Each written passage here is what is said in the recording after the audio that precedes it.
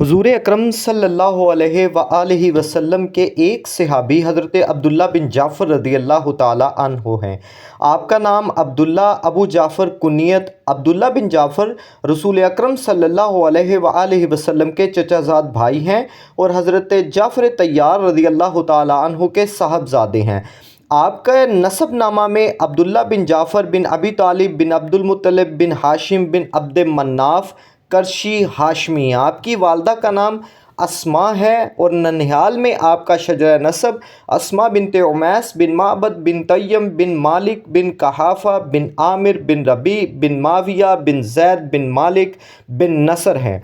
अब्दुल्ला बिन जाफ़र रज़ी अल्लाह ताला अन्हो के वालिद हज़रत जाफ़र तैयार रज़ी अल्लाह ताला अन्हो महाजरीन के उस ज़ुमरा अव्वल में आते हैं जिन्होंने मुशरिकीन मक्का के जुल्म व सितम से तंग आकर सबसे पहले अपने बाल बच्चों के हमरा हबशा की तरफ गरीबुल वतनी में सफ़र इख्तियार किया।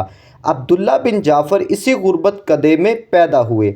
इस वक़्त तक हबशा में किसी मुहाजिर के कोई बच्चा पैदा ना हुआ था। इस लिहाज से अब्दुल्ला बिन जाफ़र रज़ी अल्लाह ताला अन्हो हबशा में पैदा होने वाले पहले सहाबी हैं। खैबर के ज़माना में जाफ़र हबशा से मदीना आए। इस वक्त अब्दुल्ला बिन जाफ़र की उम्र 7 बरस की थी। अब्दुल्ला बिन जाफ़र रज़ी अल्लाह ताला अन्हो इनके साथ हज़रत ज़ुबैर बिन अल-अवाम भी हैं जो इनके हमपल्ला और हमसन थे।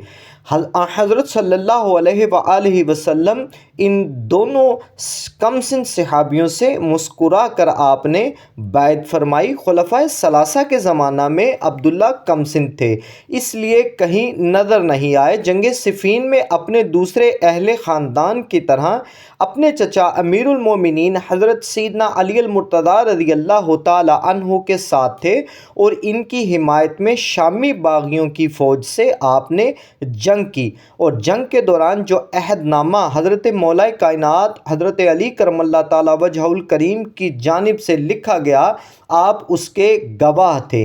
बकौल अहले सुन्नत इब्न मलजम ने जब हज़रत अली को शहीद किया तो इनके कसास में हज़रत अब्दुल्ला बिन जाफ़र रज़ी अल्लाह ताला अन्हो ने ही इसके हाथ पाँव काट कर बदला लिया।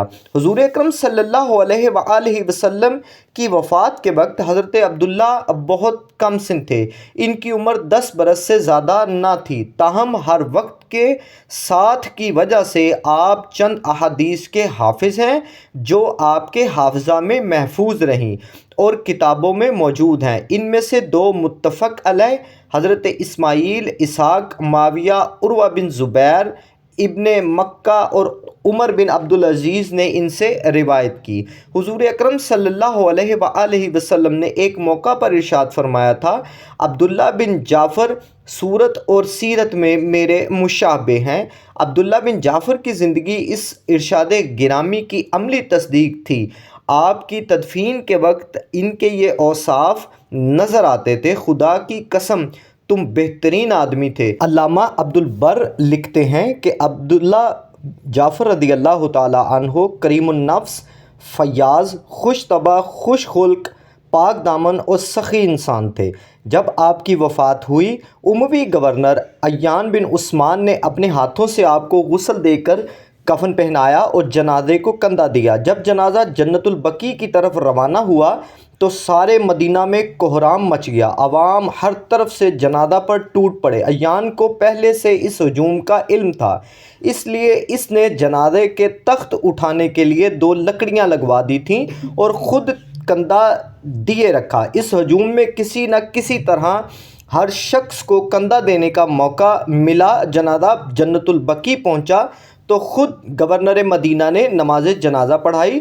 जाफ़र तैयार की आखिरी यादगार को अल्लाह रब्बुल इज़्ज़त के सुपुर्द किया। गवर्नर मदीना आपके औसाफ से इस कदर मुतासिर थे कि मट्टी देते वक्त वो रोते जाते और कहते जाते, खुदा की कसम तुम बेहतरीन आदमी थे।